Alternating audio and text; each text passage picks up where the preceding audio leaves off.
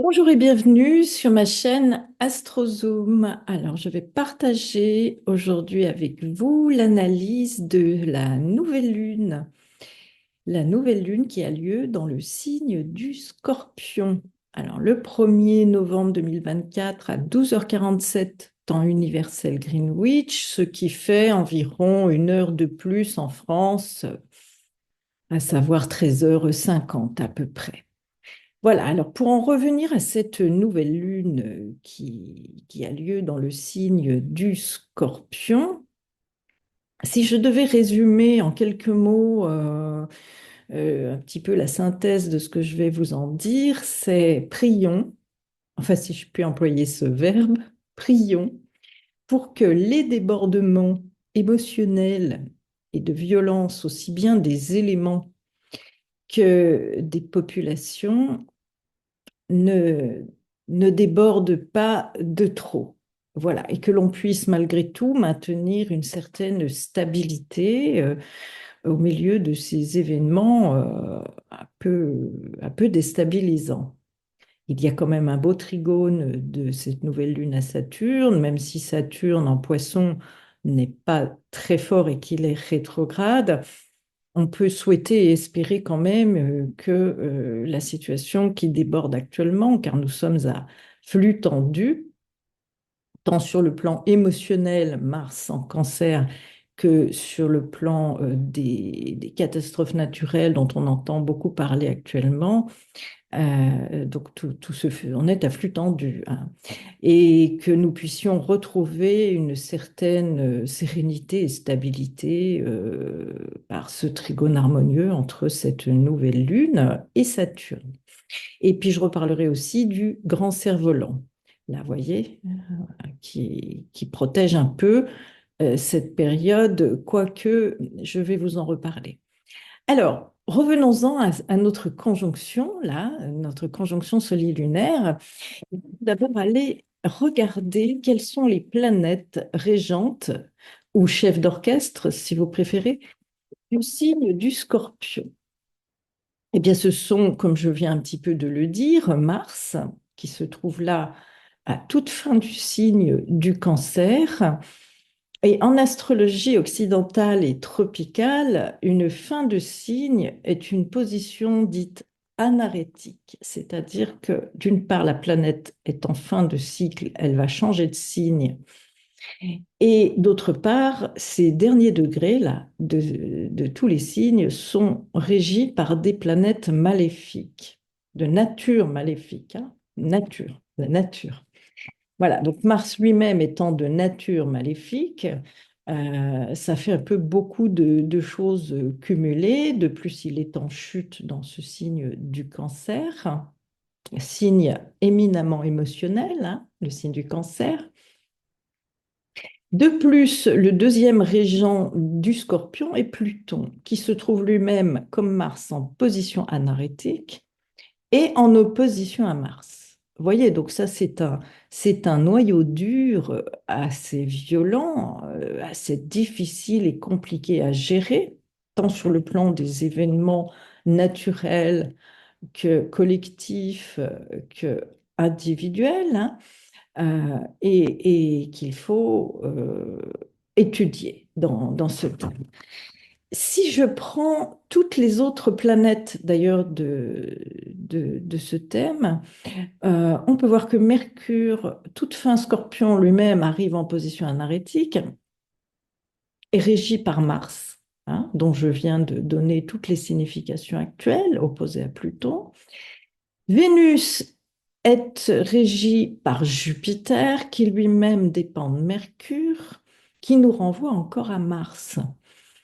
Si nous allons un peu plus loin, Pluton lui-même est régi par Saturne, qui est en Poisson, donc régi par Jupiter en exil, régi par Mercure, qui nous renvoie encore à la planète Mars.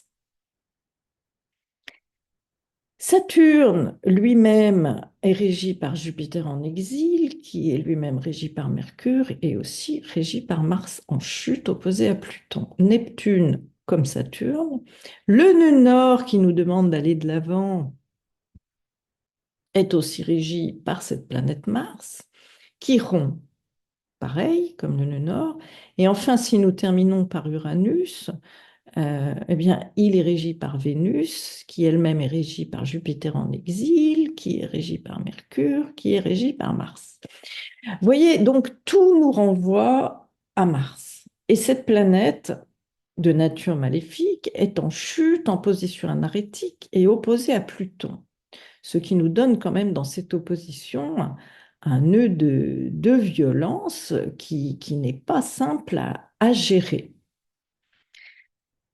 Fort de ce constat, je vais parler un petit peu d'abord du parcours de la Lune jusqu'à la prochaine pleine Lune qui aura lieu dans l'axe Scorpion-Taureau.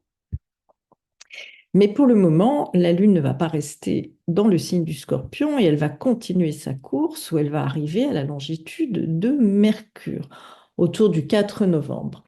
Alors nous voyons que Mercure est quand même opposé à Uranus et comme je l'ai dit tout à l'heure, il nous renvoie à Mars. Donc la gestion de ce que l'on peut dire, surtout que Mercure est en signe, un signe du Scorpion régi par les planètes Mars et Pluton, c'est assez corrosif, hein. Donc, il va falloir quand même veiller à ce que l'on dit, à ce que l'on pense, à la manière de se comporter sur le plan intellectuel et verbal, à ce que l'on peut dire aux autres ou comment on reçoit les informations qui nous viennent aussi des autres.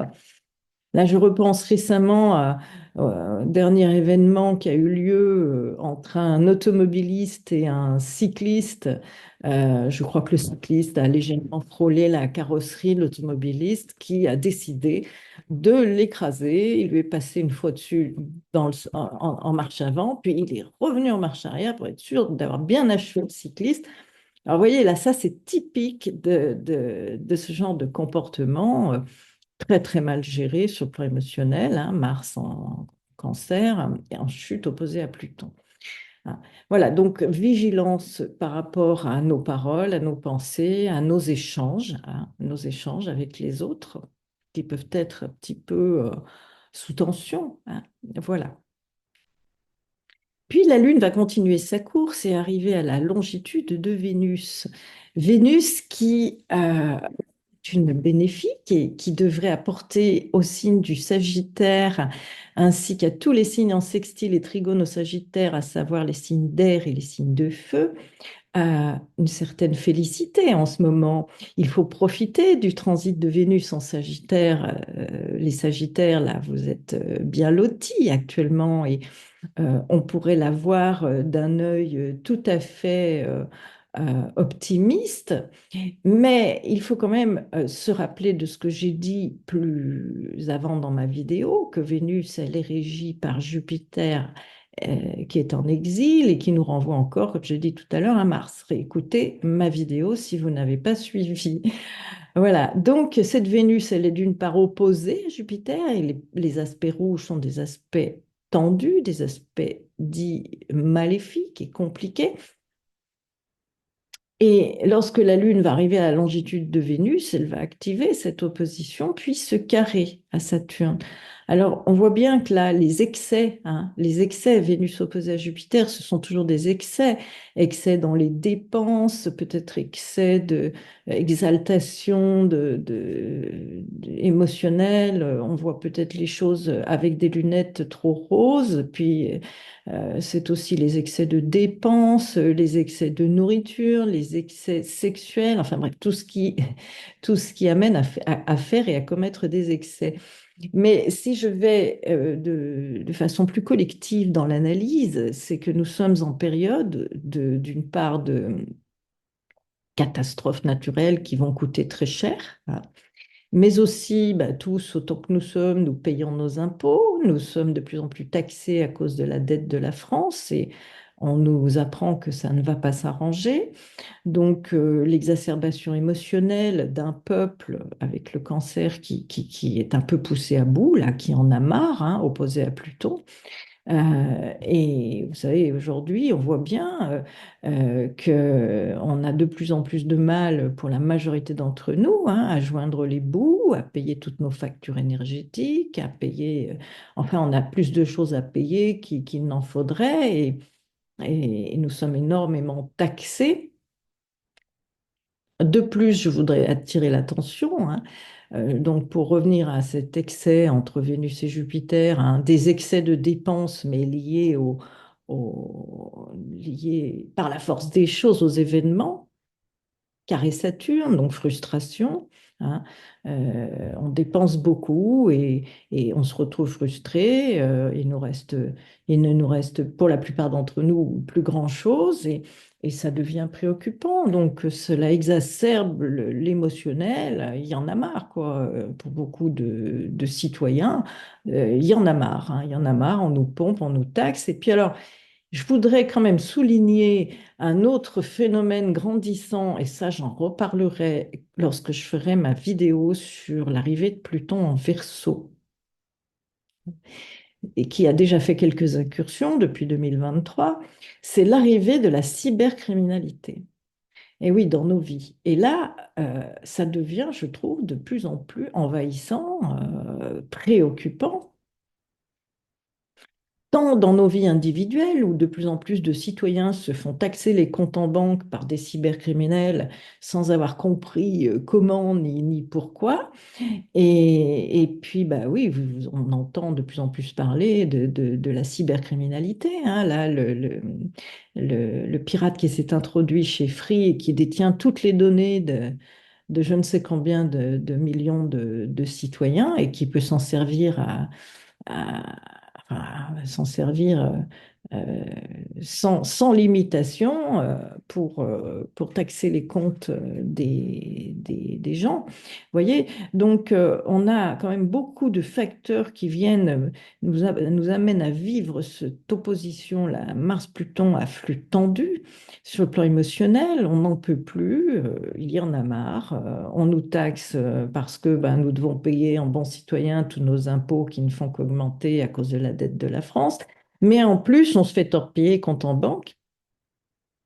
Et comment faire face quand on vient de se faire tirer tout ce qu'on a sur nos comptes en banque et qu'il faut payer notre quotidien, hein. Enfin, il faut continuer à vivre et puis débrouillez-vous, hein. Débrouillez-vous vraiment, hein. Surtout que bon, les banques pour le moment remboursent, hein. Il faut s'en apercevoir assez vite et puis on est remboursé, hein. Mais jusqu'à quand les banques vont nous rembourser? Il y a un moment où les montants vont être tels et puis la population, enfin, puisque ça va devenir un fait courant, hein, complètement acculé, les banques ne rembourseront plus et on imagine assez facilement les conséquences, hein, sur le peuple, les citoyens. Et puis quand Pluton va être complètement installé en Verseau, là, à partir du 20 novembre, l'impact collectif aussi de la cybercriminalité sur tout le monde, hein. C'est un ennemi invisible, Pluton en Verseau, la cybercriminalité, un ennemi invisible qui devient de plus en plus puissant. Et on ne peut pas ne pas le voir. C'est pas possible. Ça va être une grande problématique de l'avenir. Ça et d'autres choses, hein, dont je reparlerai ultérieurement. Donc la Lune, arrivée à la longitude de Vénus, va activer, là, c'est l'excès de dépenses qui nous amène à être très limités. Donc une Vénus pas si bénéfique que ça, malgré son transit très bénéfique actuellement. On va dire qu'elle protège peut-être un peu du pire, mais c'est quand même pas extraordinaire. Et puis la Lune va continuer sa course dans le signe du Capricorne. Et là, autour du 7-8 novembre, elle va arriver à la longitude de Pluton qui est opposée à Mars. Et alors attention, autour de cette date, c'est bien là que ce nœud de violence risque d'être activé, réactivé, hein, à flux tendu, là, comme je disais au début de la vidéo. Et ce qui est un peu inquiétant, c'est que ça va tomber, cette activation, là, au moment des élections américaines, où on aura les résultats. et qui peut amener une violence émotionnelle euh, chaotique, hein.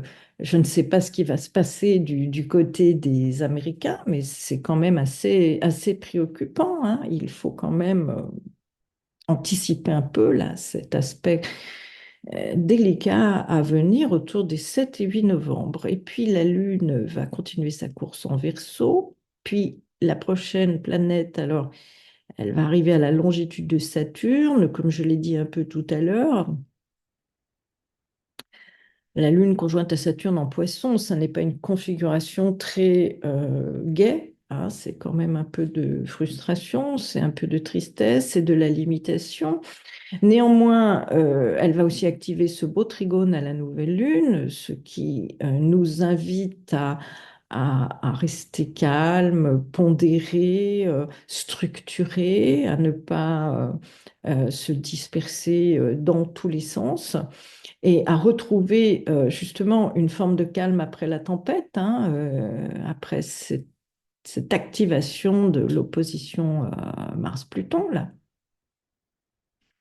Et puis enfin, donc, la Lune va continuer sa course et arriver à la longitude de Neptune, qui lui-même, alors, est aussi en position un peu anarétique, là, et dépendant, même s'il a un trigone à Mars, j'ai un peu de mal à voir dans ces aspects harmoniques là, entre planètes analytiques quelque chose de vraiment, vraiment harmonieux, hein. C'est un peu le sourire qu'on affiche en disant que tout va bien, alors que bon, ça va pas si bien que ça, hein. Voilà comment je traduirais ces aspects harmonieux. Mais bon, et puis Neptune, c'est quand même un peu le flou. Euh, c'est pas une planète qui nous ancre beaucoup, hein. Donc on sait peut-être un peu pas trop où on va malgré le calme apparent. Ça n'est pas simple.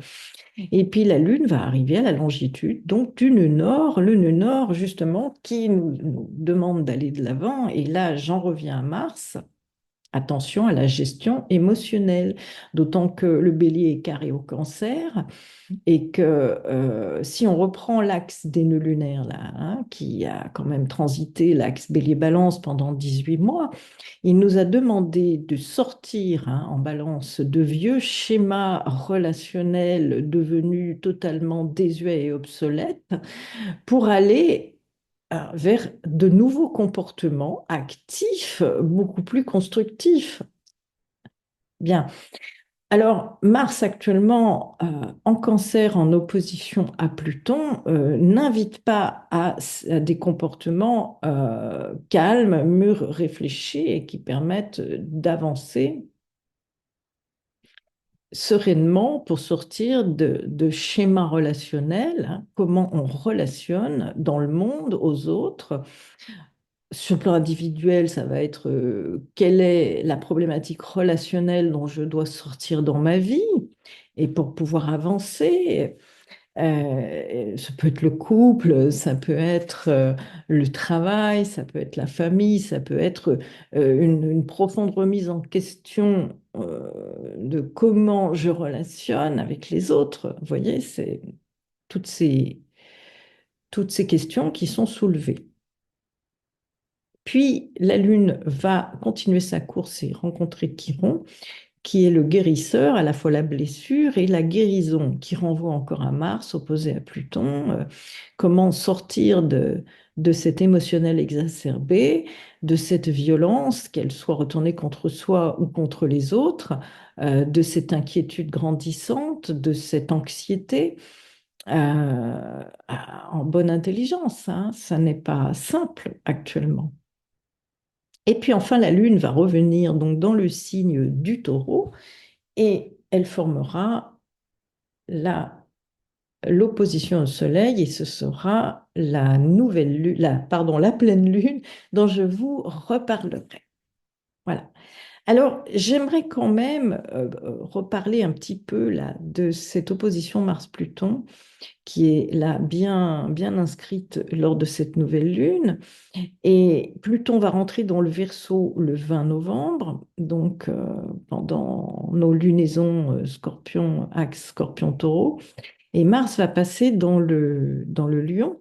et l'opposition va demeurer, hein. Voilà, donc cette nœud de violence va continuer à sévir et c'est assez inquiétant parce qu'on peut dire que nos lunaisons, la nouvelle lune et la pleine lune qui vont avoir lieu courant novembre, sont un peu l'apéritif de la suite et notamment de ce transit définitif de Pluton en Verseau qui va s'y installer pour 20 ans et amener une transformation profonde du collectif, mais quand même dans un climat d'opposition à Mars qui va rester assez violent.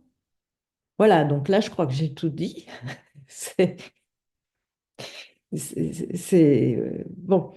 Alors, on va pas faire de pessimisme, hein, mais il faut garder la tête froide et se dire que rien ne va se faire sans une transformation profonde qui peut quand même passer par des violences visibles et évidentes de transformation collective qui passera par une forme de violence. Voilà, ça, on ne peut pas s'étendre plus puisque tout est dit dans ce que je viens d'expliquer. Alors, nous sommes confrontés aujourd'hui, là, par rapport à Pluton, à l'arrivée de Pluton en Verseau, à des difficultés qui n'ont pas été perceptibles par nos sens durant le transit précédent de Pluton en Capricorne, qui demandait une transformation profonde de nos institutions, notre manière d'exercer la politique et de transformer nos valeurs institutionnelles afin de les adapter au nouveau monde qui est en train de naître et qui va durer 20 ans, là.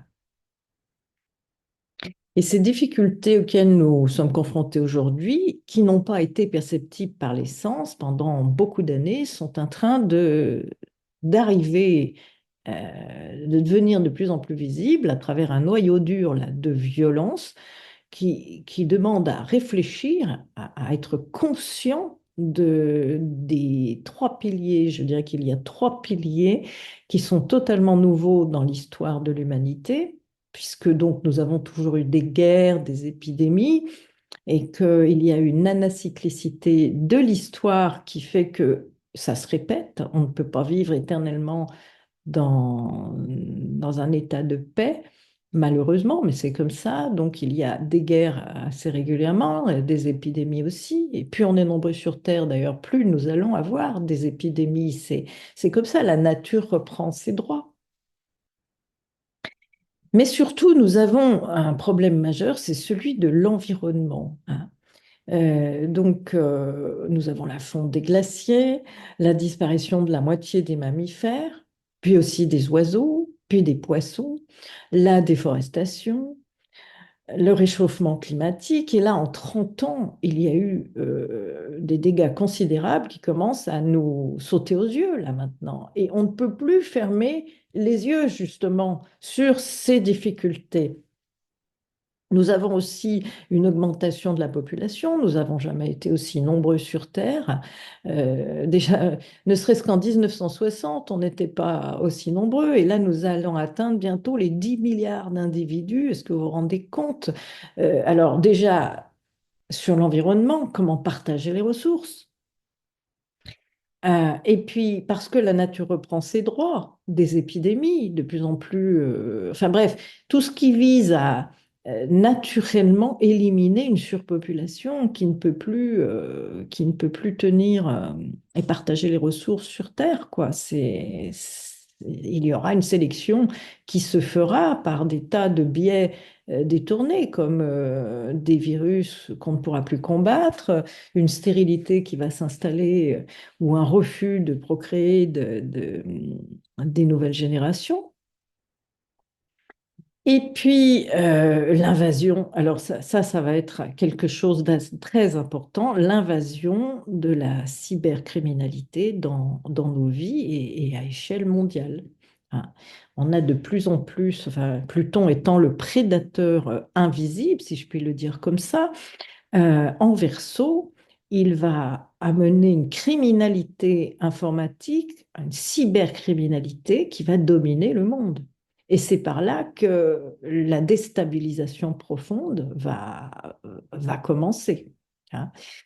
Alors, nous avons eu une manière de faire de la politique jusqu'à présent qui était adaptée à l'ancien monde, certes, qui a d'ailleurs très bien fonctionné, mais qui n'est plus du tout d'actualité. Et ça, on va vite s'en rendre compte dans les 20 années à venir.